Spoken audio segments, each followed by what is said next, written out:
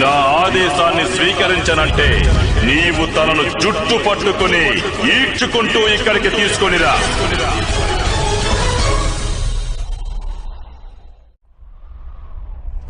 ఇటు చూడు పార్థ, ఇతనే మీ మేనమామ శకుని.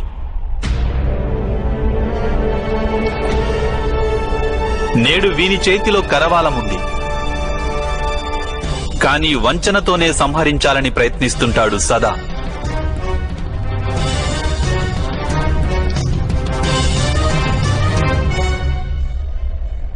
స్మృతికి తెచ్చుకో, ఇతను ఏ విధంగా మీ పంచపాండవులను మీ మాతను వారణావతంలో భస్మం చేయాలని పథకం వేశాడు. వారణావర్తంలోని భవనంలో మన 5 శత్రువులు ఏకీకృతమవుతారు. ఆ భవనంలోనే నీకు యువరాజసూయ యజ్ఞం జరుగుతుంది.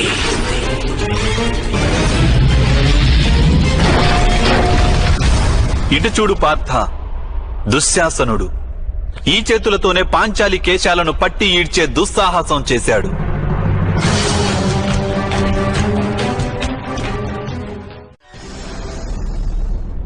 ఇప్పటికీ నీ మనస్సు ప్రతీకారంతో జ్వలించడం లేదా పార్థ? ఇప్పటికైనా న్యాయం కోసం నీ మనస్సు తప్పించడం లేదా?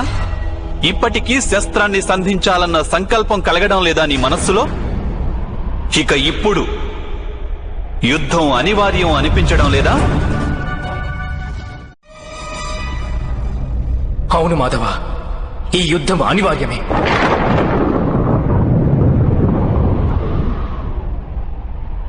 ఇప్పుడు ఈ యుద్ధం నీవు అనివార్యం అంటున్నావు.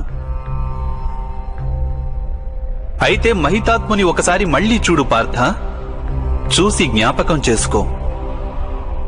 అడుగడుగునా ఎలా వారు మీకు ప్రేమ రక్షణ కల్పించారు. స్వయంగా తాను బలిదానమిచ్చి నీకు నీ కుటుంబానికి అధికారాన్నిప్పించాలని ప్రయత్నించారు. హస్తినాపురి సింహాసనాన్ని అధిష్ఠించి నీవు మహారాజుగా ఉన్నంత కాలం, నేను బ్రతికి ఉన్నంత కాలం నిన్ను రక్షిస్తూ ఉంటాను. కానీ ఈ రోజు పాండుపుత్రులు సైతం సుఖపడే అవకాశం నువ్వు పుత్ర.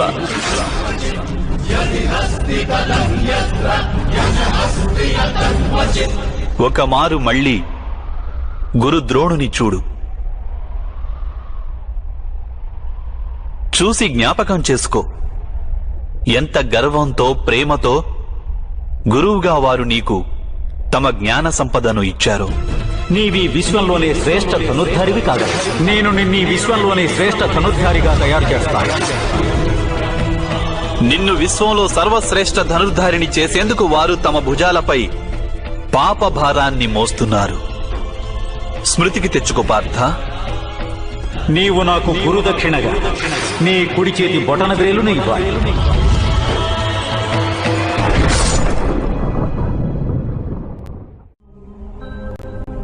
ఇక అటువైపు వికర్ణుని కూడా చూడు.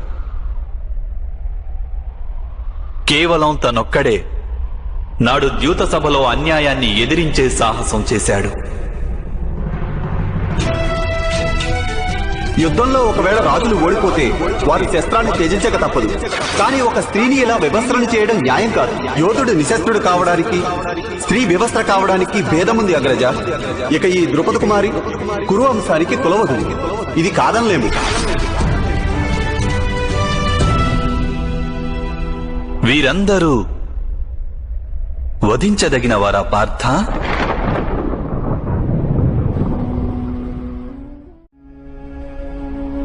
వీరిని నేనెలా వధించగలను? అవశ్యం. కాని స్వపక్షాన్ని కూడా చూడు పార్థ. ఇప్పుడు నీ పక్షాన్ని కూడా చూడు పార్థ.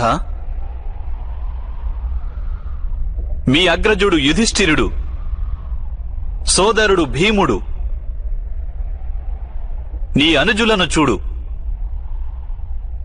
నీ పుత్రులను, మీ సోదరుల పుత్రులను చూడు. వీరిలో అనేకులు మృతి